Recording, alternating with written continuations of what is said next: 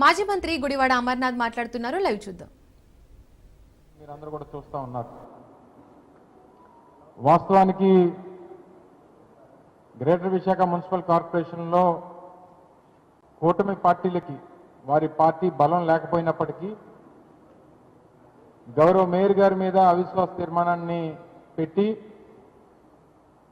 ఏదో రకంగా వారిని ఆ మేయర్ పీఠం నుంచి దించేయాలని, తద్వారా మరో 11 నెలల పాటు ఉన్నటువంటి పదవీ కాలాన్ని వారు చేజిక్కించుకోవాలనేటువంటి ఆలోచనతో చేస్తున్నటువంటి కుట్రలు కుతంత్రాలు మీరు అందరూ కూడా చూస్తూ ఉన్నారు. అయితే మా పార్టీకి చెందినటువంటి కార్పొరేటర్లు, మా పార్టీ గుర్తు మీద గెలిచినటువంటి కార్పొరేటర్లు దీన్ని పూర్తిగా వ్యతిరేకిస్తూ అవిశ్వాస తీర్మానం అనేటువంటిది ఎట్టి పరిస్థితుల్లో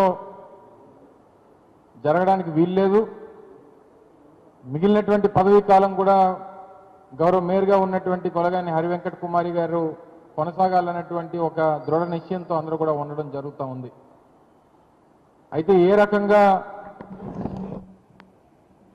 వారి దౌర్జన్యాలు, ఏ రకంగా బెదిరింపులు, ఏ రకంగా అన్ని రకాలైనటువంటి విధాలుగా మా పార్టీకి చెందినటువంటి కార్పొరేటర్లను బెదిరించడం, భయపెట్టడం, లేదా వాళ్ళని ఏదో రకంగా ప్రలోభ పెట్టడం మీరు గడిచినటువంటి 25 రోజులుగా చూస్తూ ఉన్నారు. అయితే రేపు 19వ తారీఖు అంటే మరో 3 రోజుల్లో అవిశ్వాస తీర్మానానికి సంబంధించినటువంటి సమావేశం కూడా జరుగుతూ ఉన్నటువంటి తరుణంలో వైఎస్ఆర్ కాంగ్రెస్ పార్టీ తరపు నుంచి రేపు అందరికీ విప్ కూడా జారీ చేయడం జరుగుతూ ఉంది. సుమారు 58 మంది సభ్యులు, వైఎస్ఆర్ కాంగ్రెస్ పార్టీ గుర్తు మీద గెలిచినటువంటి 58 మంది సభ్యులకి కూడా పూర్తిగా కూటమి పార్టీ నాయకులు పెట్టినటువంటి అవిశ్వాస తీర్మానాన్ని వ్యతిరేకిస్తూ రేపు 19వ తారీఖున జరగబోయేటువంటి ఆ సభను కూడా సభకి వెళ్లకుండా మేము బహిష్కరించాలని చెప్పి పార్టీ నిర్ణయం తీసుకుంది.